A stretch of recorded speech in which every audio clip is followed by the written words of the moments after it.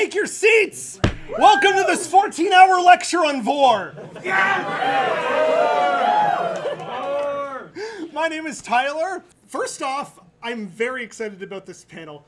We planned on doing this in 2020, but it got canceled, unfortunately. However, I am very excited that they gave it a second chance. And I'm very glad that, like, it is mind-blowing that there's a room of everybody here. This is really exciting. Okay, before we start, who, with a show of hands, who knows what Vore is?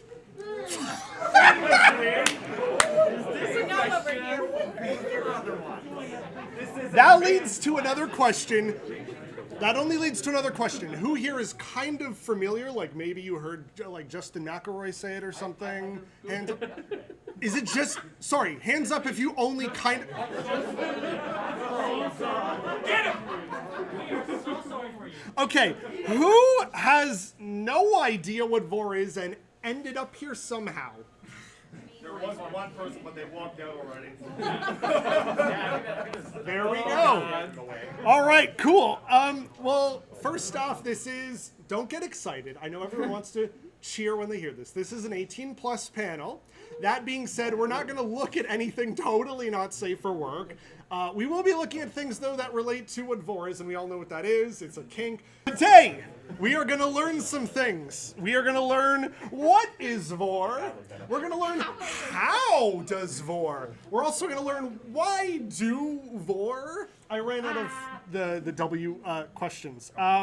So this panel is going to be some, again, we might see some slightly inappropriate stuff. Anyways, the panel is going to give you some real, actual information about what Vore is. But we'll take a fun and playful look at clips from movies and TV shows, and we can all go, they gotta know what they were doing, right?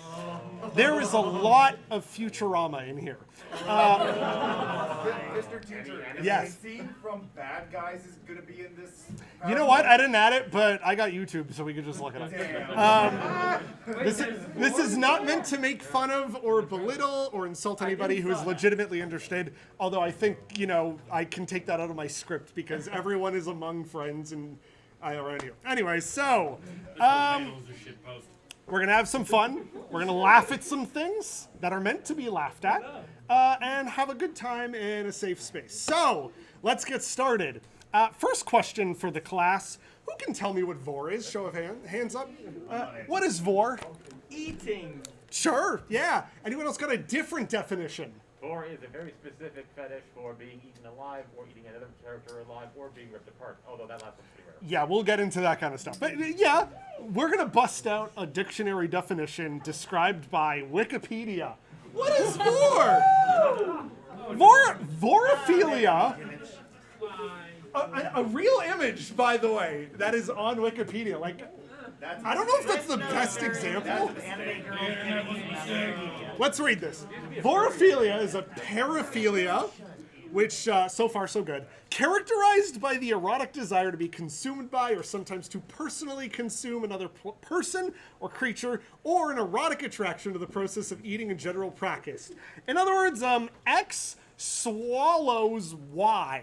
We'll get into that formula. We're going to break that down. Since vorophiliac fantasies cannot usually be acted out in real life, I've seen a couple of fursuits here. Mine has a tail on it. There's someone I know who has a giant balloon, and I can tell you a human can fit inside of there. They are often expressed in stories or drawings shared on the internet. That's us. That's all of us. We're the internet. The word vorophilia is derived from the Latin. Who's Latin? Does anyone speak Latin here? Nobody. Okay. The Latin vorare, which means to swallow or devour, and ancient Greek. I can't read that, but like the Black Mesa logo is in there. To swallow, Greek philia for love. Okay, so that's just a general idea of what Vore is. Vore is a need, a want, or a desire to be consumed by someone or to consume someone. Sometimes Vore is about wanting to swallow someone who doesn't want it. But we'll talk about Kaa later. There he is. Yeah.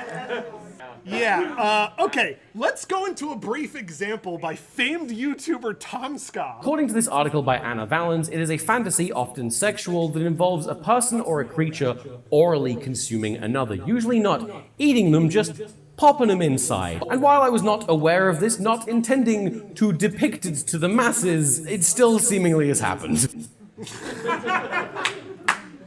We should also detail what Vore is not. Vore is not cannibalism. That's a whole other thing entirely. Vore can sometimes be hard or involve gore, blood, death, etc. That's what's called hard Vore. We are not going to get into that today. We're going to talk about the silly kind, soft Vore. Let's look at this formula. X swallows Y. Who can tell me, show of hands, what X is? Trouty. Yeah, back there. What? Trouty. No, I'm the Y, you twat. Are you sure about it? Let's go. Guy in the burgundy shirt. Okay, he's on his phone. Furry dragon in the red.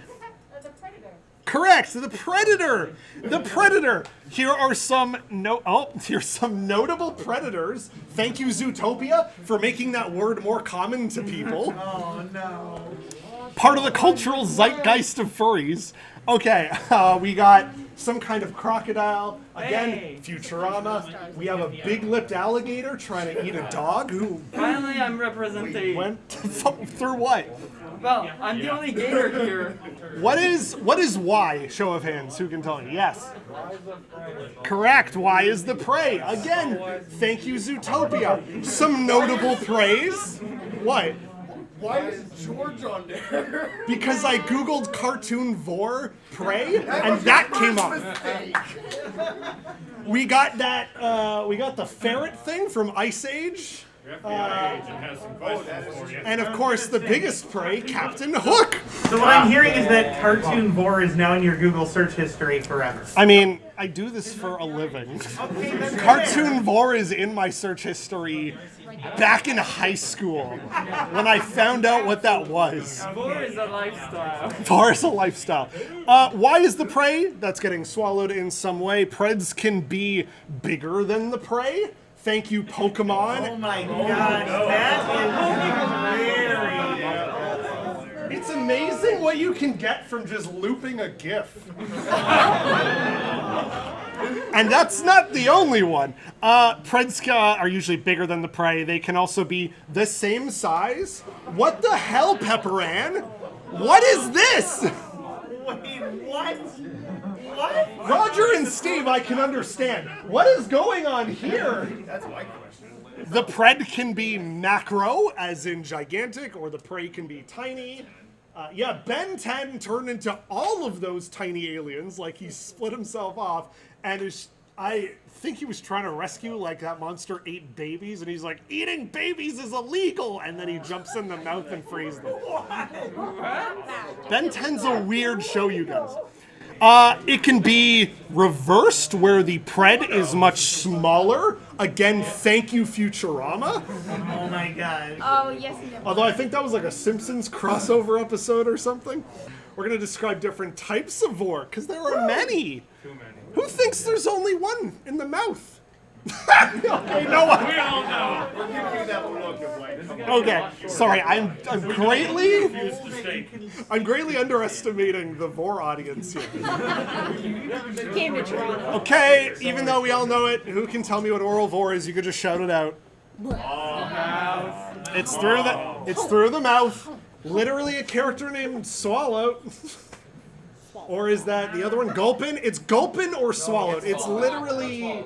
I don't know why Pikachu's doing that on purpose. Maybe Pikachu's into it. It's cold. Yeah. It's cold. Can't you see it? We don't know. Yeah. There's the Aurora Borealis. We're going to get into a weird one. And we're going to get into a weird one with a really fun looping GIF. Who can tell me, show of hands, what is tail Vore? Yeah. Well, It's basically, it's this, but with the tail, like the mouth is on the tail. Yeah, the mouth is on the tail, For some reason. or the tail itself just opens up, not up, like a yeah. mouth. You guys seen Dragon Ball Z? oh god. I think somebody added extra frames to that one. Yeah. I don't know why everyone's groaning. This is tail Vore. Tail Vore is where prey gets swallowed up by the pred's tail. Sometimes there's a maw. Often just sucks people up. My fursuit Marshmallow has a tail on it, and people are always like, oh, there's a mouth on the tail. My dad famously said, what's that for, when I showed him my fursuit. What did you say? I said, extra hungry. Okay, who can tell me what absorption is? Very back. The predator engulfing the prey. Yep. Their whole body. The predator absorption is when a pred may be made of goo or clay or toxic slime or waste. I don't know. I don't know why Ash is also very happy. I mean, Don't that let one's blood named cells like backwards. do this IRL. They get away from the whole like toxic aspect of it anytime stuff like that happens. I don't know why Superboy looks like he's like eager, like get me in there. There's lots of examples. I have a lot of Goosebumps. The blob that ate everyone, the blob that ate Jack Black, Monster Blood. This one's a giant gummy bear engulfing somebody. I haven't seen the new movie. I can't go without a Futurama reference, so here we go. Here's your package, Mr. Horrible Gelatinous Blob. Good work, Evans. You've got a future around here.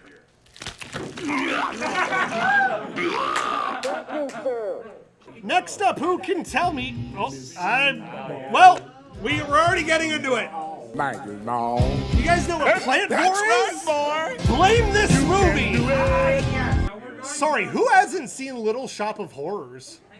Whoa, you guys! Little Shop of Horrors. Little Shop of Horrors was a movie that was made in the 60s by Roger Corman. Someone bet him, he's like, you can't make a movie in a week. He's like, bring it. So he used an old plant shop set that was on the studio. He wrote a horrible movie about a guy who accidentally kills people and feeds it to a plant, and then at the end he gets eaten by the plant too after the plant brings in business. They remade it with Rick Moranis. Steve Martin is in the movie. It's directed by Frank Oz, Kermit the Frog.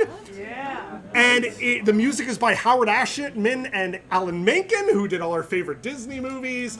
It's an incredible, they took a horrible black and white movie, and they're like, let's make, the best musical we can. The original ending ends with Audrey 2 getting so big, he does eat Seymour and destroys the world, which is what the original musical was when they did it on stage. No one liked the movie ending, so they got rid of, they built a giant set where the plant puppets are, eating subway trains that are driving into it, and just, grabbing people out of bed, and it's, a very upbeat song, which is weird, because they didn't end a musical on, a high. And then they redid the ending, which is the theatrical ending. But they finally, re-released the movie on Blu-ray as the director's cut, because Frank Oz was like, yeah, I want people to see the ending where everyone dies. So yeah, Plant Vore. Once again, thank you, Pokemon. Now hang on. I don't know why this GIF says, Leo Burnett and 4 kids are the devil, Leo Burnett. Oh, I know why. But I thought that was funny, and we should just leave it in there. There's another good example. Recent, we saw something old. Let's see something new. I was watching Ice Age 3, the one where they fall through a hole in the Earth's crust and there's dinosaurs and stuff, and then this happens. I feel tingly. Don't say that when you're pressed up against me. Not that kind of tingly. I can feel it too.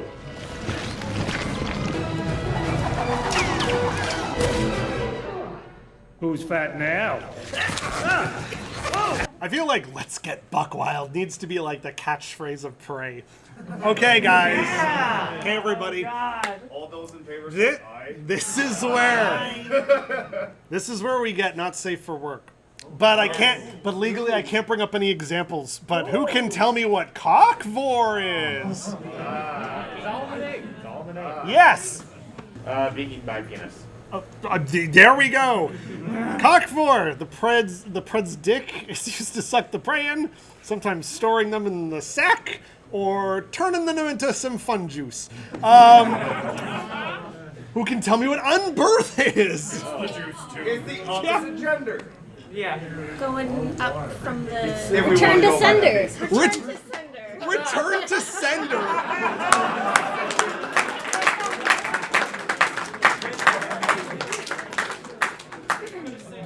That's unbirth usually is associated with Vore. I'm not going to speak any more about that. Who can tell me what anal Vore is? Yeah! Going through the back end. Anal Vore is when a pred... Anal Vore is when a pred sits on the prey with the butthole and shoves them inside or sucks them in. Weirdly enough, I actually do have an example of this from a fairly mainstream children's show. What? Maybe. Well, maybe you should give me some princess hair, so maybe your friend doesn't get sucked into my bottomless bottom. Get some princess hair!